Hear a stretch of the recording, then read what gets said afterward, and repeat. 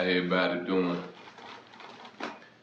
I'm back with another segment of the Love and Respect Experience. The author of this book I'm reading from is Dr. Emerson Eggerichs. Once again, it's the Nasty Pastor. I do need you. Not won't. Yes, PSA. I need you to like, share, and comment. I need you to spread this awareness so that marriages can last, or marriages cannot go through the hardship before you realize, let's dead this and at least remain friends, at least remain associates, at least be able to see each other in public, sit down, kick it. Never know, 5 years from your divorce, 10 years from your divorce, you may find out, let me go on backtrack to this, and just maybe we're on the same page. Anywho, how do y'all like chapter 19? I liked it. It helped me remember some things. It helped me really notice the changes I was making unknowingly. My conscience was taking over. You know what I mean? My conscience was like, nah, you let that be. Then my conscience was like, nah, you stand up. You got me? You know, some of this stuff you have to stand up. Some of this stuff you have to sit down and let it, you know what I mean, whether it's weight. But we're gonna get into chapter 20 and prepare yourself. Because it leaves me with, after this segment, it leaves me with 32 chapters. And I'm going to figure a way to get these last 32 chapters in. I'm not going to say quickly, but I'm going to say swiftly as I can and as honest as I can. I'm not going to skip over no fruit. You know what I mean? No fruit that I know is in this book. So you may get 2 chapters in one segment. I might push it to 3 chapters in 1 second. It depends on timing. It depends on data. You get what I'm saying? So once again, like, share, and comment. I'm just getting out that shower. I say, you know something? Instead of waiting till later on the day to give you something, you know, I said I'm gonna attack this in the AM. I'm gonna attack this early, you know, while it's fresh on my brain, while I can really think clearly, see clearly, understand clearly. But let's go.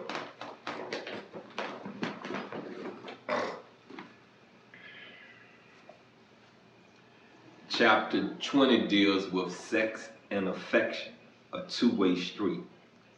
The verse comes from out of 1 Corinthians 7:3. The husband should fulfill his marital duty to his wife, and likewise the wife to her husband. Y'all understood that? Huh? Wifely duty, husbandly duties. You have a job to provide, protect, comfort your spouse. Provide, protect, comfort. PPC. You understand? Comfort is the same as understanding. Comfort is the same as consoling. Comfort is the same as your woman know, okay, I've messed up, but I'm going home to talk to my hubby about this, my husband about this, and at the end of the moment, y'all don't figure how to get up out this. It ain't that the incident is overlooked. It's not that the incident is pushed to the side. It's that this woman know or this man know I have someone at home I could sit down, talk to, and I have a comfortable outlook after everything's over. Anywho, let's go and get into chapter 20. Feeling that his sexual appetites are waning, the husband asks his doctor if something might be wrong. The doc says, walk 5 miles a day for the next 3 weeks and call me and tell me how you're doing. 3 weeks later, the husband calls and the doc asks, so how is the sex? The husband replied, how am I supposed to know? I haven't seen my wife in 3 weeks and I'm 105 miles from home. So how is the sex? If there was ever an issue that can quickly become a love and respect issue, it is this. Fortunately, Paul leaves some good advice to help couples keep sex in a positive perspective, providing they are willing to work together to benefit one another. He says the husband should fulfill his marital duty to his wife, and likewise the wife to her husband.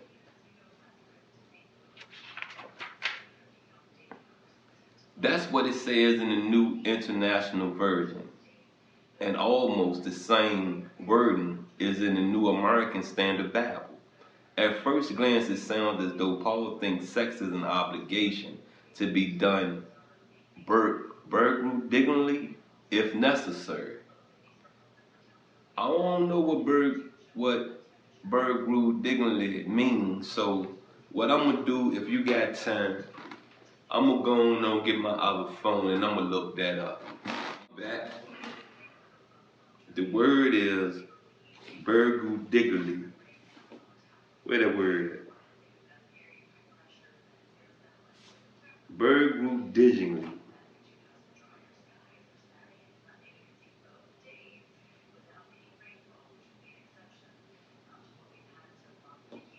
No, it's begrudgingly.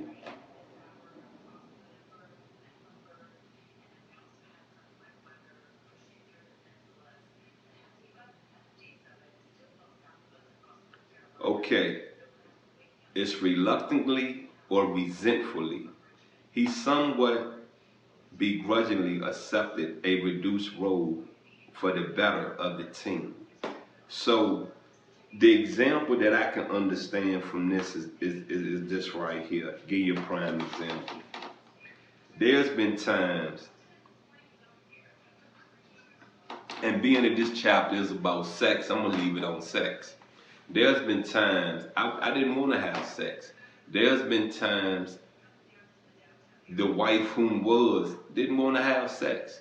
But we both, with that word, begrudgingly gave in. You understand what I'm saying? Because see me, there was times in my mind I said, you know something, if you're gonna make a change and get things back to what it was, let me explain something to you. Yeah. For years, me and this woman were together for 14 years. For a good, we got married in 4 years. So let's say maybe a good 7, 8 years. We sex headed. You understand what I'm saying? I made a post long time ago, you know, that the first woman I was sex on that period. You got what I'm saying? It wasn't nothing I initiated, it was something she initiated. And that was something I didn't like. So when she's on her period, you know, her menstrual, I don't bother. We may kiss, we may cuddle, but I don't bother her because I don't believe in that. Even with a rubber on, I don't believe in that. I don't want your blood that on me. We're one flesh, we're one in the eyes of the Creator, but I don't need your blood on me. You got what I'm saying? I eat and I lick, you know, I lick and I drink my blood. I'm not gonna lick and drink your blood. I don't care who you is. You got what I'm saying? So there's things we do in our marriage that we really don't in that moment feel like doing it, but we does it because of what? The root of it is what? Don't want to be told no and don't want to hear the back flap from the person you're telling no. right? Okay.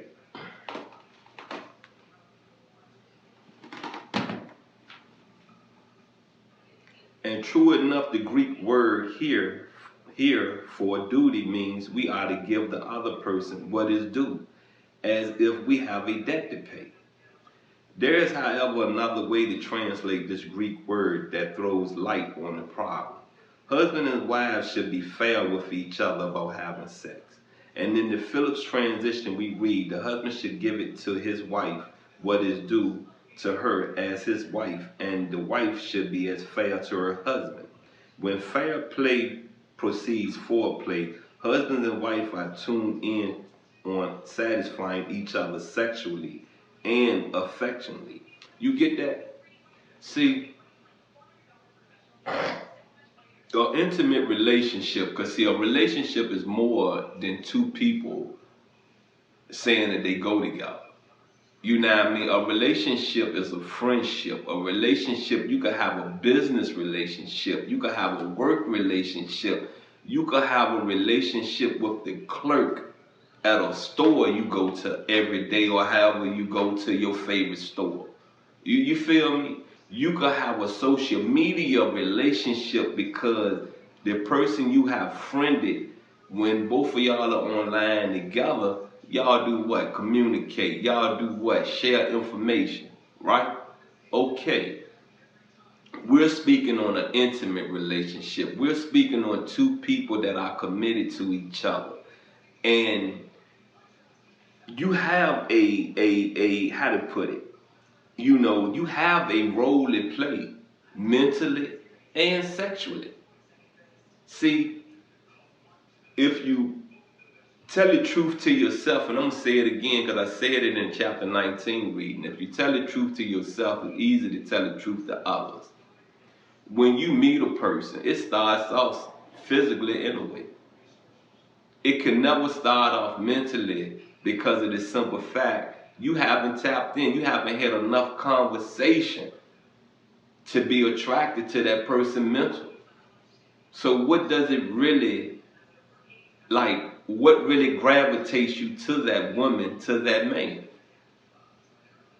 Come on. Come on now. A physical attraction is the way she look, it's the way she dressed, it's the way her bottom bounces, it's the way her breasts are firm, it's her demeanor. It's you got what I'm saying? For you women, what do y'all look for? A nice old little round butt, some abs, some muscles. You got what I'm saying? You get it. A nice car. You understand what I'm saying? You got it. Okay, it's a physical attraction. So when the physical attraction gets dull in your intimate relationship, it's time to soul search. It's time to sit down with your partner and really say to your partner, I'm not satisfied sexually. Because see, you can go out here and cheat. You got me? You can go out here and cheat and get a death sentence. You can receive herpes, which turn into HIV, which HIV turns into AIDS. And if you understand what HIV is, it's herpes simplex 7 or 6, whatever the damn number is herpes simplex something. You understand me? That's what cheating can do for you. So peep this. If you got a sneaky link, and your sneaky link, you know that you're married, know that you got a boyfriend, do you really think your sneaky link gonna just sneak with you? Nah, your sneaky link probably got a woman also, or a man also. Your sneaky link, if not committed to anybody, out here screwing everybody. You feel me? Do you understand me? So cheating is not the best option. The best option is to sit down with your partner, your spouse, your boyfriend, your girlfriend, and explain it. I'm not satisfied sexually. Mentally, we doing this.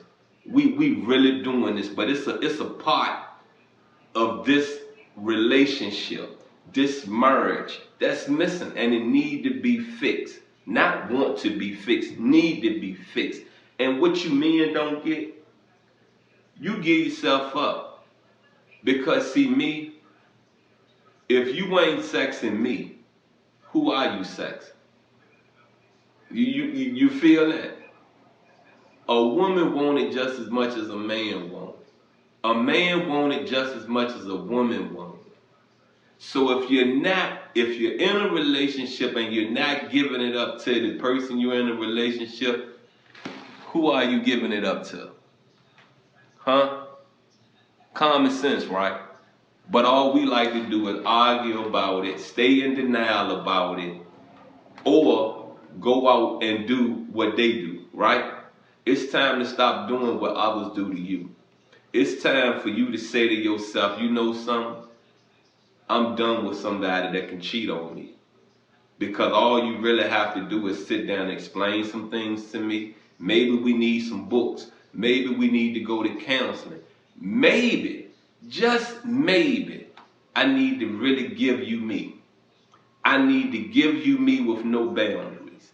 Some of the things your husband, your wife want to try sexually, you may need to try it. You really do. You really may need to try it. And yeah, there should be boundaries. Because see, it's going to be unfair for me to say this. You understand what I'm saying? Now, ain't no other man getting in the bed with me and my wife. No. It ain't even got to be my wife. Ain't no other man getting in the bed with me and who I'm in an intimate relationship with. But I don't mind another woman getting in the bed with me and who I'm in an intimate relationship with. Yeah, it's a one side. It's a one side with me. Yeah. Now, I don't mind another man.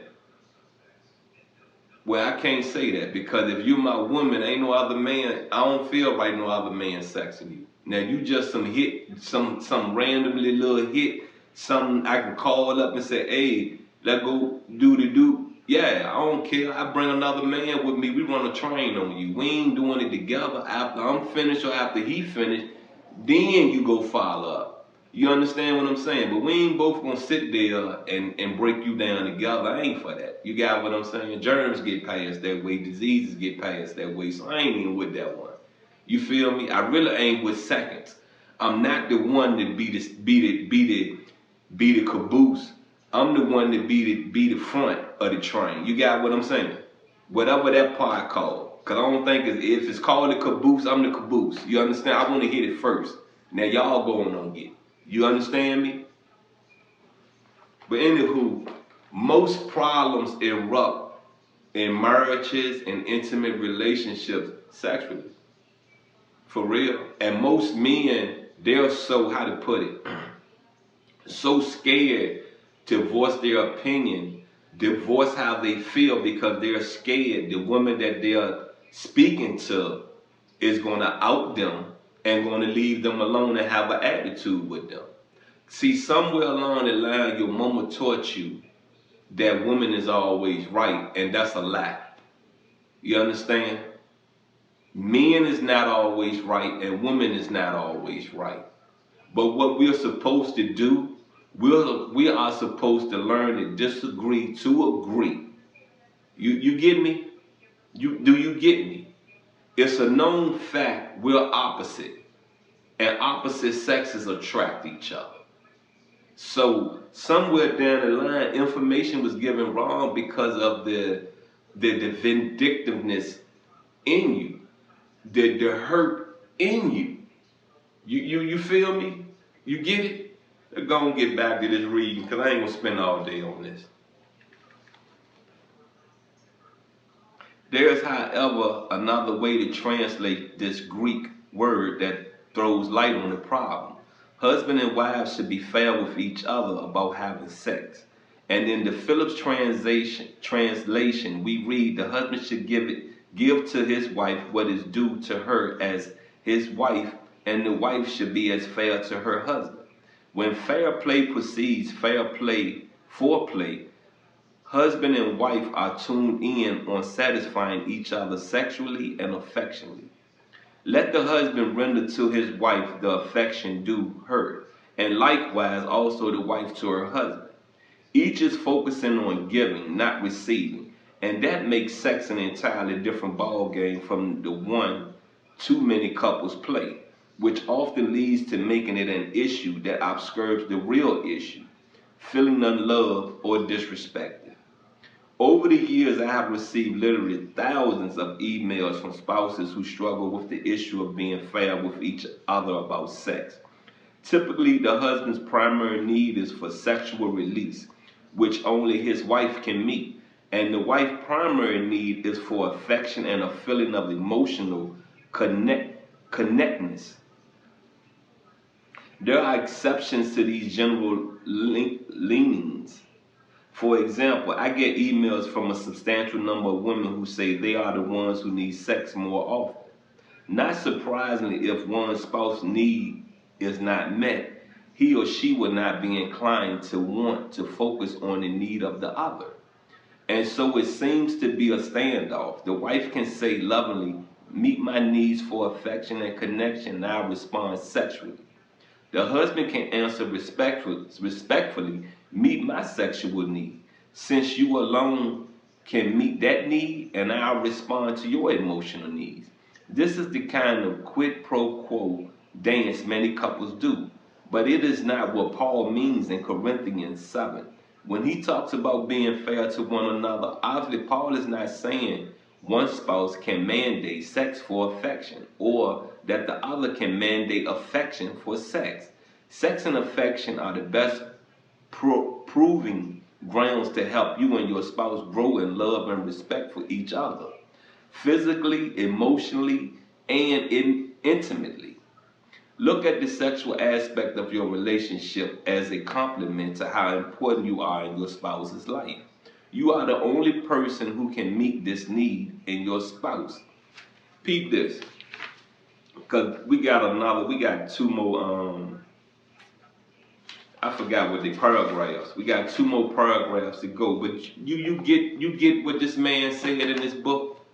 To meet your spouse's sexual appetite. You got it.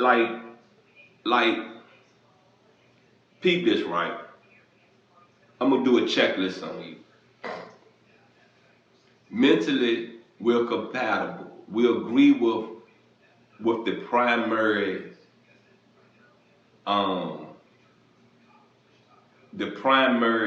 financial needs in this marriage, in this relationship. Okay, your primary needs, your financial primary needs is to pay your bills, put food on the table, and save money, and being able to go shopping, buy things, right? Buy material things, right?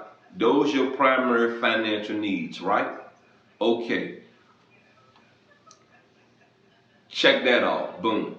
Now let's go on and get into another mental aspect of a relationship and a marriage. Okay, I can sit down with my woman, with my man. We can have an understanding. We can sit and look at the same movie over and over and over and over. We can sit and laugh at the same jokes over and over and over. Now let's go on to the sexuality part. Let's go on to the sex part.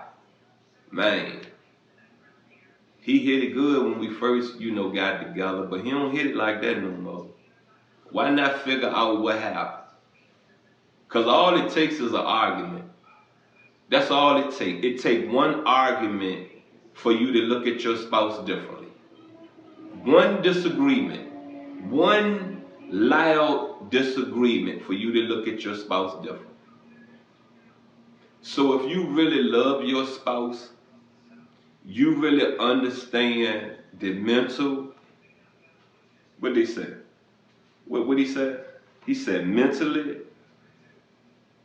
intimately, and emotionally.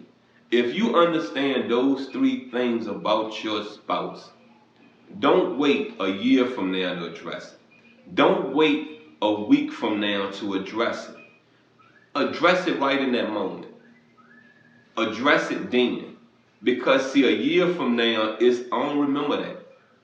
And then it's like you're nagging, so it's going to lead into another argument. You feel me? It's definitely going to lead into cheating. It's definitely. Whether you go cheat or whether he's already cheating. Chapter 31 will have more to say about the sex affection issue and how it relates to mutual submission. Now, I'm going to pause right here at submission. A lot of you women don't want to be submissive to nothing. At one time, you can count on a woman being submissive to the Creator. If not her husband, if not her intimate relationship, if not her business relationships, the relationship with her Creator, she was submissive to. But that done got out of hand because of the voices, the faces that lead religion. People have no faith in religion no more. People have no boundaries in their life no more because they see pastors as hypocrites. They see that church as a business. They don't see that church as a place to congregate. They see that church as a place, okay, how many people can I get in here to come in my store? How many people in here can I get to file their taxes with me every year? How many people can I get in here? Because if we talking about a whore, how many men in here can I get to show up at my house after Sunday for the dinner I'm going to give them? You understand what I'm saying? We went past the boundaries that building should have.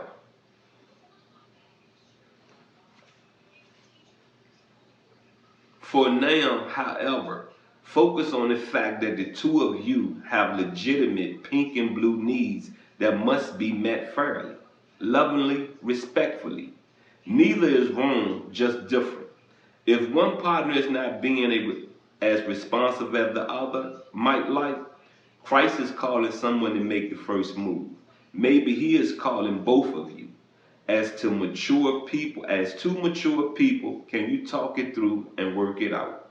There is no need to go 3 weeks without sex or affection and wind up 105 miles from home. Now, that wraps up chapter 20. Peep this out. That man said without sex or affection, no, there is no need to go 3 weeks. Now, I sat there and I just made a post on the Love and Respect page, the Love and Respect Experience page, about I'm being controlled with sex. I'm only getting sex 1 time a month. But her sneaker link getting it the rest of the month. Sneaker link don't pay a bill in that house. You understand what I'm saying? Sneaker link don't even put groceries in that house. So somebody's, you got what I'm saying? Something's wrong, right? Something's definitely wrong, right? Let me say this to you. I'm the nasty pastor. I have no shame in walking away from my marriage. It was a educational 13 years. You understand me? Educational. Some things I already knew, but it made me stronger where I was weak. Some things I didn't know, which made me weak, but then I got stronger. Peep this out. If don't nobody love you, I love you. If nobody gonna give you the information, I'ma give it to you. Like I said a long time ago, and I got this from Charlemagne the God and Pastor Bishop T.D. Jakes. I wasn't in the room with them. They was talking. The voices came through my head, and I told them, I'm going to run with it. So what I'm trying to tell you people out here in this world, re-educate yourself without being persuaded. You understand? Because the information that you have gotten, the information you stand on is fragile. It's about done. It's toxic because it's killing you from the inside out. Once again, you're with the Nasty Pastor. Like, share, and comment. We're done. I'm out.